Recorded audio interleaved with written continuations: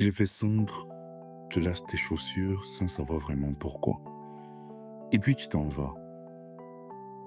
On t'a toujours parlé du sport en chiffres, en kilomètres, en calories ou en records. On le mesure, on le compare, on le met en compétition.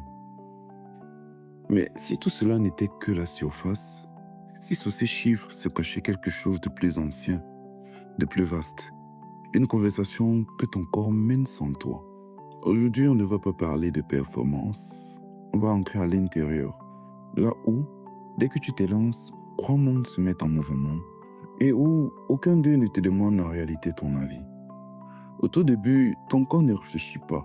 Il puise, il a caché dans tes muscles une réserve d'énergie déjà prête, immédiate et explosive, comme une allumette que l'on craque. Cette réserve est puissante, mais elle est minuscule. En quelques secondes à peine, elle est presque épuisée.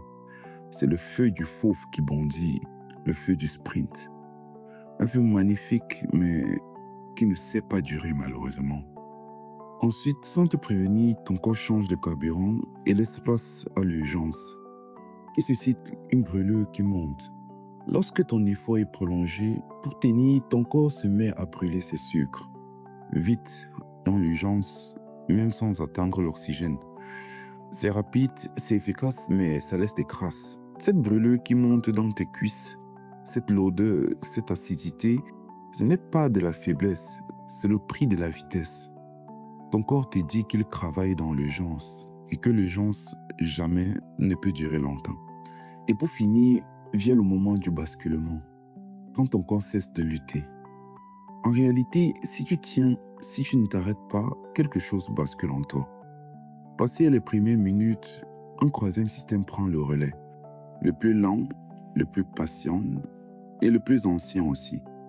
C'est lui qui a besoin de ton souffle, de l'oxygène que tu avales à grande bouffée. C'est lui le vrai moteur de l'endurance. Il ne brûle pas seulement tes sucres, il brûle aussi tes graisses. Et il peut tenir des heures sans faillir tant que tu lui donnes de l'air. C'est là que quelque chose change. Ta respiration trouve son rythme, ton corps cesse de lutter contre l'effort. Et pour la première fois, il commence à l'habiter. Ce n'est plus une lutte, c'est devenu un dialogue. Tu ne pousses plus ton corps, tu l'écoutes. Le contact de tes pieds sur le sol dur, souple ou irrégulier remonte en toi et corrige ta foulée. Non pas par calcul, mais par pur instinct. Arrête-toi là un instant sur ce qui vient de se passer. Trois feux se sont succédés en toi. L'explosion, l'urgence et puis le basculement, encore appelé la longue patience.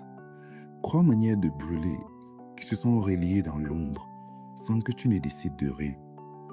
Tu croyais commander tout, mais tout ce que tu as fait, c'est continuer de courir. Le reste, ton corps l'a réglé seul, comme il le règle depuis des centaines de milliers d'années.